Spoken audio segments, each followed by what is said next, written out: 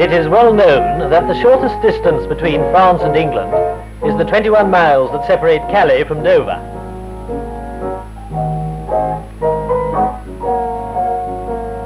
Napoleon knew it. So did the Führer. Not that the knowledge did either of them very much good. Monsieur Dubois knows it too, and it is not doing him a lot of good right now, and will not, unless he can find a way of countering certain restrictive practices which hamper the path of what seems to him a legitimate sideline of business.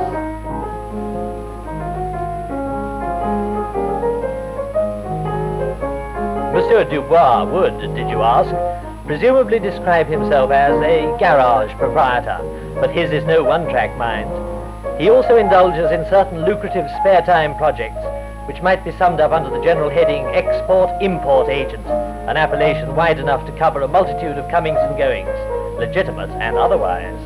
In recent years, for instance, amongst other activities, he has built up quite a promising little trade in watches. Watches that reach him by what may be described as underground channels, rather than the more orthodox methods of trade. For where Napoleon was an autocrat, Hitler an opportunist, Dubois is a smuggler.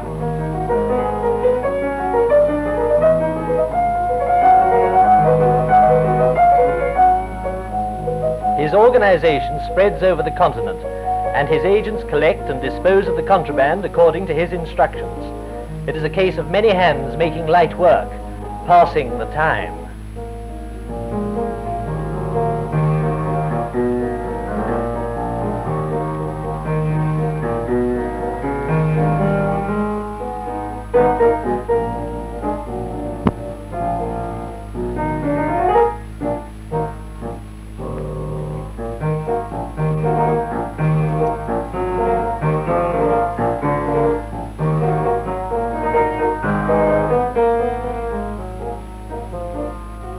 Them that asks no questions isn't told no lie. Watch the wall, my darling, while the gentlemen go by.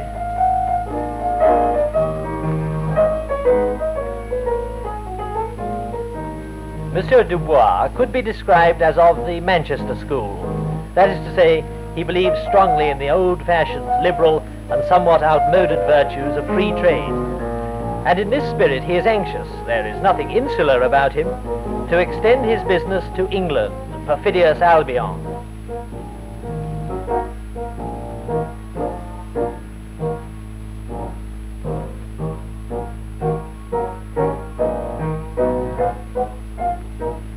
Unfortunately, his views are not, as yet, universally shared. They are not, for instance, shared by the officers of Her Majesty's Customs and Excise. You would not believe how unsympathetic towards a loosening of trade bonds these gentry can be.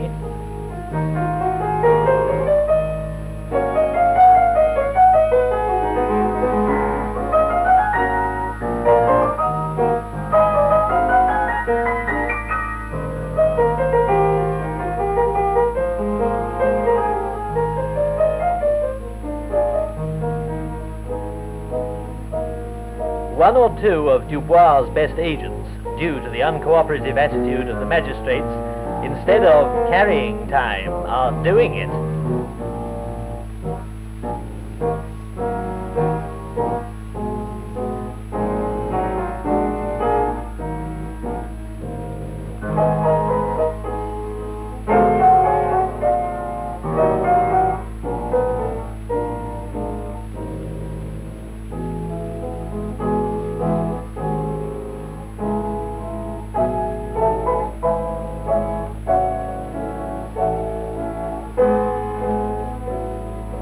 Others have been given the option, but what an option!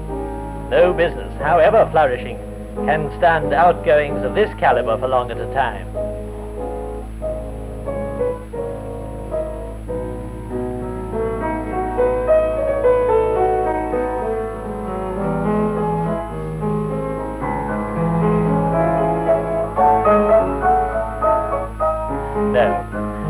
Monsieur Dubois' enterprises, so far as they touch upon Great Britain, have reached what it is no exaggeration to call an impasse. He is in the position of having a plethora of timepieces, an excellent London agent, but no certain way of getting one to the other. Oh well, the Gaul, as is well known, is a philosopher. He will give the matter further thought.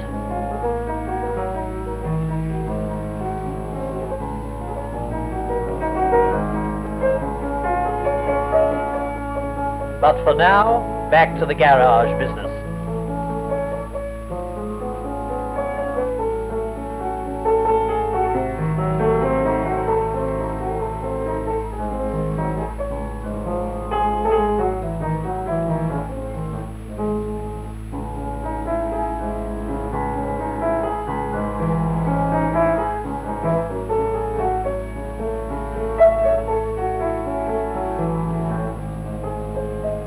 Clear amid the bird songs of this sylvan French scene comes the distinctive note of the cuckoo, and the cuckoo has given Dubois the germ of an idea. Pondering in general the habits of this singular bird, and in particular its habit of getting other birds to do the work for it, inspiration comes to him like a thunderclap. He, too, would get his work done unwittingly by others. Ask any customs official what, more than any other factor, reveals the smuggler, and he will tell you that it is his guilty demeanor.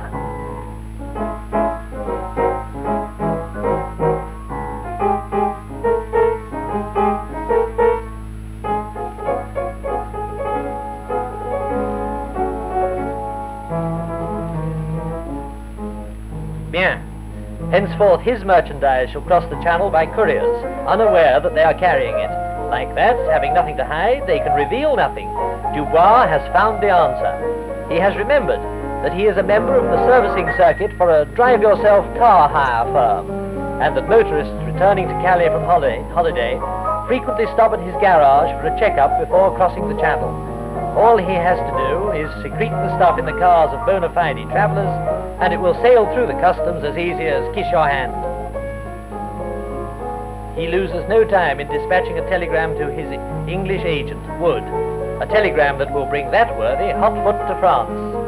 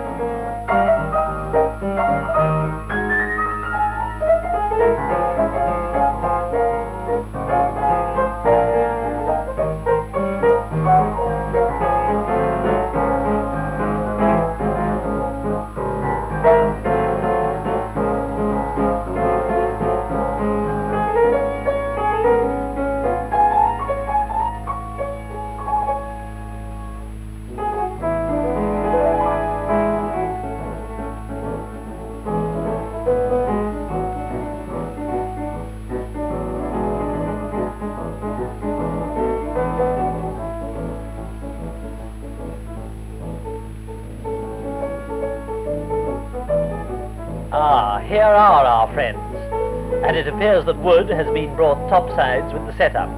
Now, all he has to do is to get a job as a mechanic in the garage in England to which the cars are eventually returned.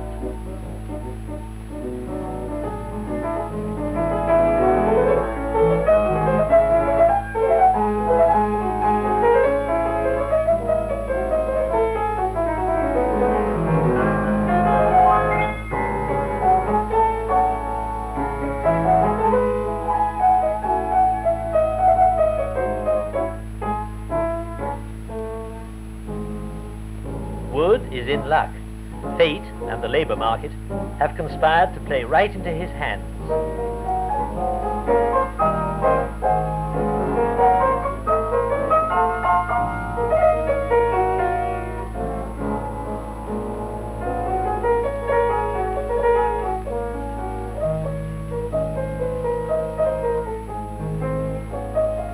Some days later, as the old subtitles used to say, Dubois makes his first plant.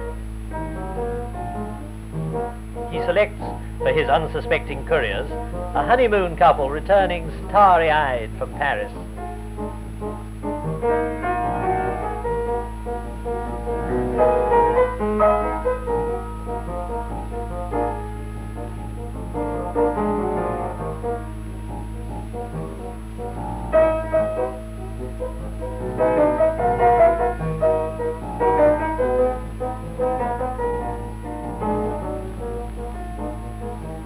Calais, here we come.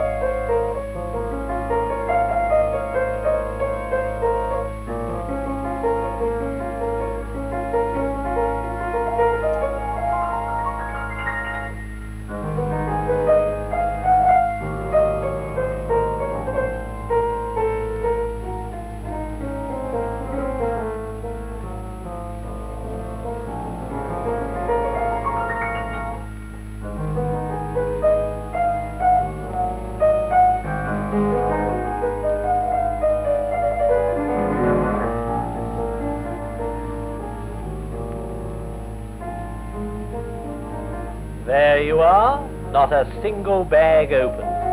All the world loves a lover.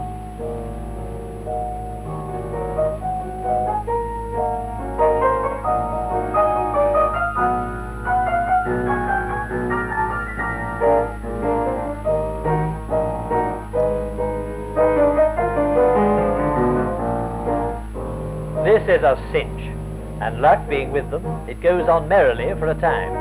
Dubois handling the French side, and Wood the English.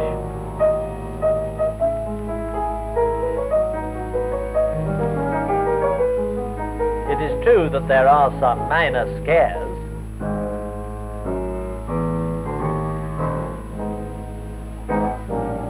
As witness the night when, after a spot of overtime, Wood is accosted by a doubtful-looking character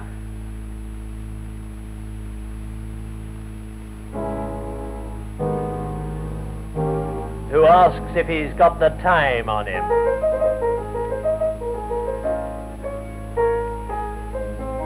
This is the sort of thing conducive of heart failure. But by and large, and all in all, everything is as merry as a wedding bell, until Dubois makes his first mistake. He selects one fine evening a large and prosperous-looking character travelling back with his daughter from the Riviera. He is, although Dubois of course does not know it, Sir Reginald Harcourt, head of MI6, travelling incognito.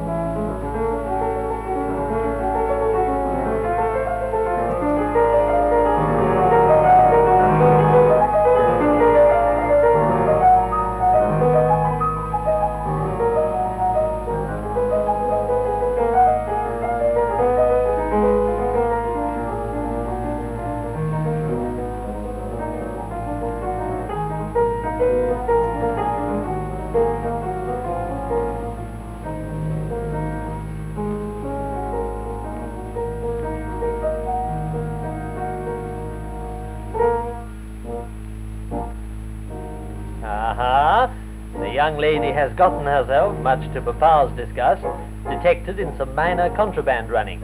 The old man, to put it mildly, is pretty sore. Not half so sore, however, as he is when a further official unearths Dubois' little surprise packet.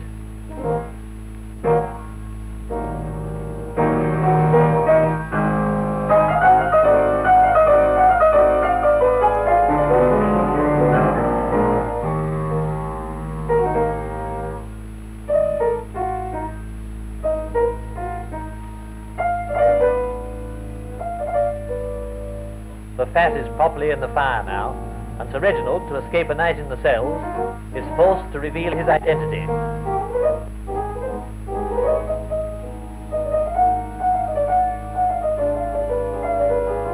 The Customs and Excise Investigation Branch are very interested in Sir Reginald's story. They now know how the stuff is planted. It remains to find out where. Sir Reginald is asked whether he recalls any peculiar characters.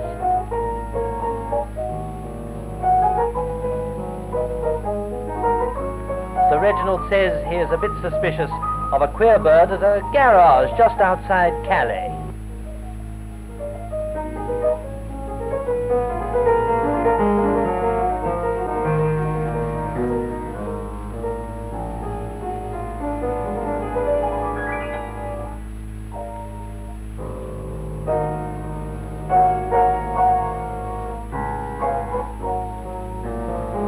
Reynolds is dispatched to Calais to see what can be gleaned apropos Dubois.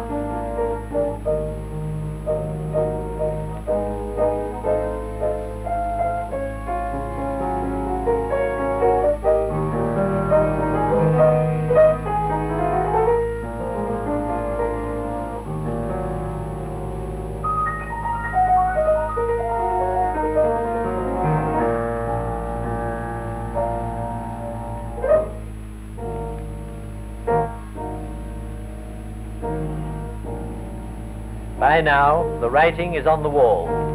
The investigation branch examine the setup of the drive-yourself service. The whole thing is falling into place like a jigsaw once one has fixed the corners.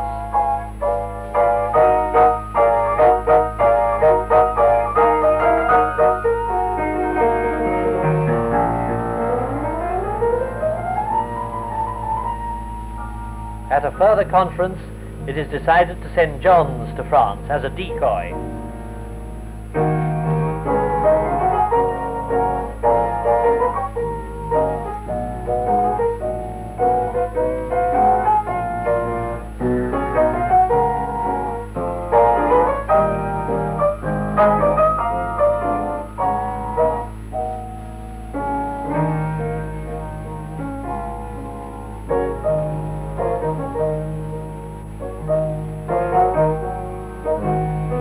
Dubois' accomplice helps to provide the opportunity, and Johns falls in with the suggestion. While they are away having coffee, Dubois will do the necessary.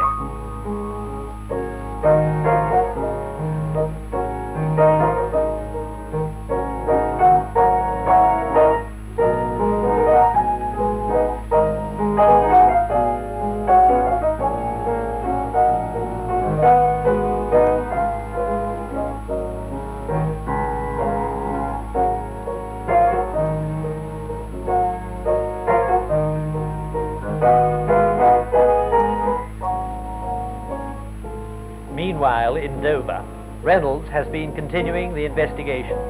A call to headquarters elicits the facts that Johns is on the way back. The Customs investigation officers arrange to meet at the Crypt restaurant.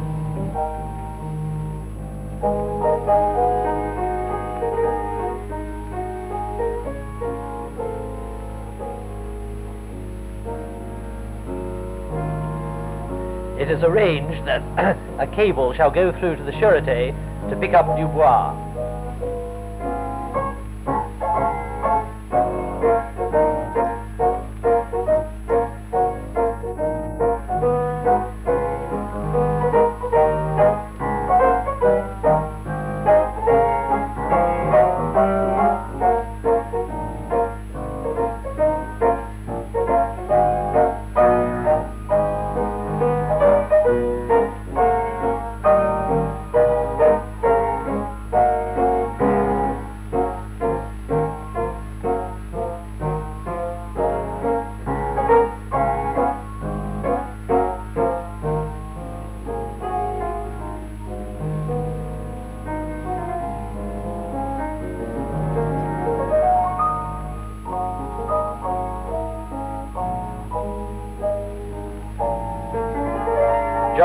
arrives back at Dover, but before returning the car to the hire firm, makes final arrangements with his chief.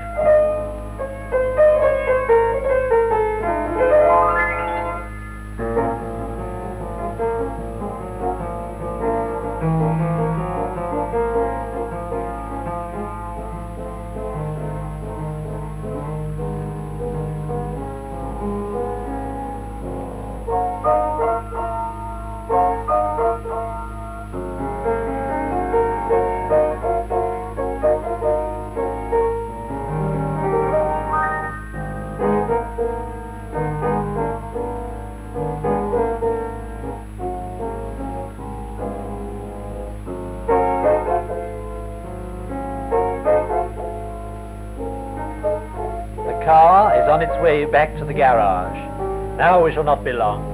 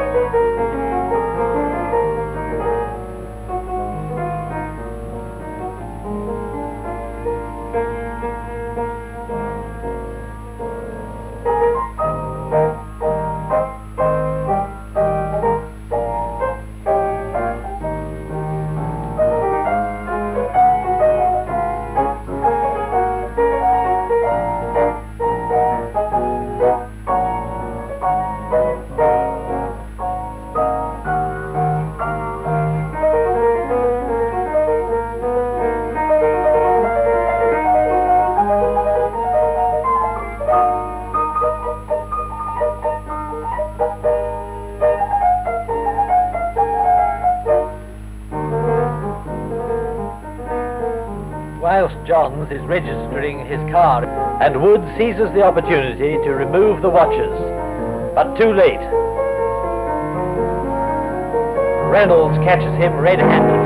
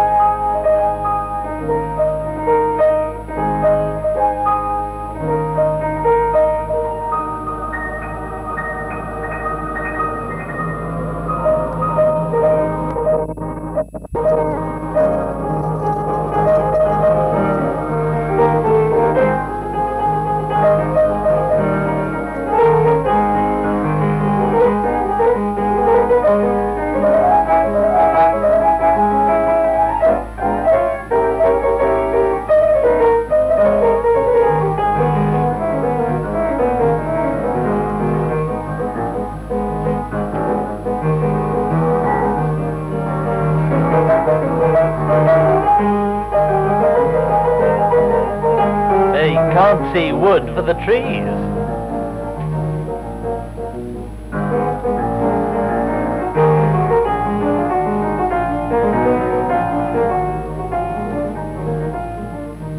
The master of foxhounds having been put into the picture, signals his huntsman, and with blasts on the hunting horn, appropriate cries and view halloos, whatever they may be, the whole crowd join in the chase.